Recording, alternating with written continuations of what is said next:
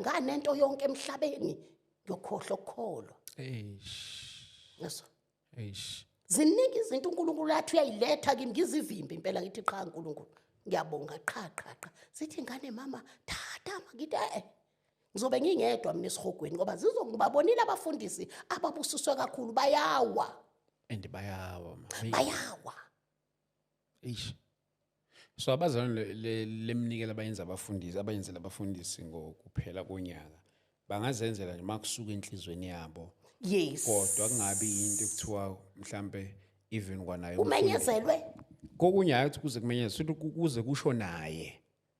Kusho naye uzobona ngani umzalwane uzoyithintekela nje na ingubo yokulala mama iloyo uletha eyithintekela abangenakho futhi abanakho. Cha lokhu uthi mhlambe kuze kusho mina yimi umfundisi wala ebandleni bazalwane niyazi nani uDecember manje ngiyacela iminikelo. Ayikho lonto leyo. Ayikho. Umfundisi unegumbe lakhe. Na ibank yakhe, nayi. Ibank yakhe iBhayibheli. Mayilambile ufunda izwi la.